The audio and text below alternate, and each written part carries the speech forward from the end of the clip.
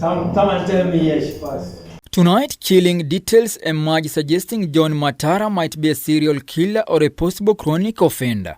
After K24 TV exposed the suspect accused of the brutal murder of Starlet Tuau in Nairobi's Airbnb, more victims have presented themselves to police, recording their statements of their horrific encounter with John Matara. He was strangling me. He had long nails.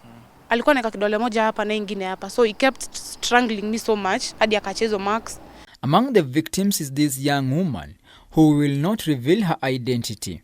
The lady alleges she met John Matara through an online dating app. She says the suspect lured her into an Airbnb within Roysambu, where she was violently attacked and was almost killed. I met this guy in a dating site. He called me, we exchanged numbers, he called me to a certain Airbnb. We went there, we met, everything was so nice from when he picked me from the cab. At around midnight, he changed his mind and started beating me from nowhere. He did bad things to me. He was using a knife and an iron box to threaten me to give him my phone passwords and M-Pesa PIN and accounts. So after everything was done, I gave him everything. He checked my account and saw the amount of money I had. He hurt me a lot. Just like Starlet Tuau's story, their meetup turned tragic, but she rescued herself by a whisker. She says Matara had lured her into having sex with her. I'm naked and tied up on the floor, and he poured water on the floor so that I could feel cold. Like he was subjecting me to every bad thing so that I could hurry up and make the procedure easy for him.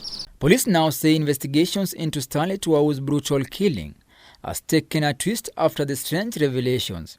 Investigators are now piecing up details to understand whether John Matara was a hired killer sent to eliminate Starlet, or the suspect has been doing this to several other women like in the above scenarios. Tunataka kujua kiini ya huyu muuaji ni nini, na kwa nini alifanyia huyu msichana mapenzi baadaye akamuua, na alimweka kwenye process ya kufanya HIV test, hata akavaa kujizuia ugonjwa, akavaa condom, na mwisho akamuua.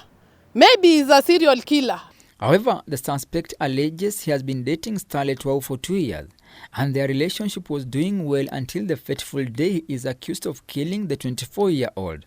He alleges the two talked and agreed to meet at an Airbnb in Nairobi's South B Estate. On that day, each of them arrived at Papino apartment using their own means. Starlet paid for her taxi. Matara further alleges as they were having a good time, Starlet became violent, alleging he was cheating on her. A quarrel ensued. He says the woman took a knife and stabbed him. On his side, he fought back as he strangled the young girl, snatched the knife from her hand, stabbed her on the thigh and escaped from the crime scene. Allegations that cannot be verified since Starlet is dead.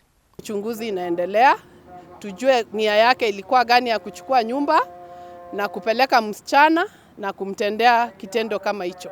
Investigations have further revealed Starlet Tuau has been living a flamboyant life, flaunting wealth and a soft life, contrary to the social status of John Matara, who alleges the two have been in a relationship. Starlet's passport also reveals details of how the young girl has traveled to several places around the world, among them the UAE, Nigeria, among other places. The deceased was an online model and lived in a posh estate within Langata. On his side, John Matara appears to be a struggling man who lived within Ruiru sub-county along the bypass. Matara says he is a graphic designer by profession. Police are also questioning Starlet's relation with her family, since on the day she was killed, no one called her mobile phone for more than 24 hours, as police pondered on her identity.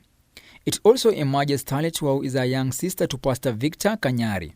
However, her family says they never knew about Johnny Matara, who alleges the two were in a romantic relationship.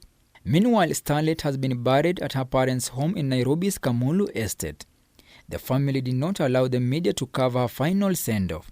Na ningetaka pia kuambia wenye wana hizo manyumba za BNB Nairobi, wachukue stakabadhi za wenye wanakomboa hizo nyumba, wajue ni mtu wa wapi, ni mtu wa aina gani. A story becomes one of the most tragic love puzzles that was cut short at this Airbnb within Nairobi, leaving a majority perplexed just how the city has become a terrible place for such young girls.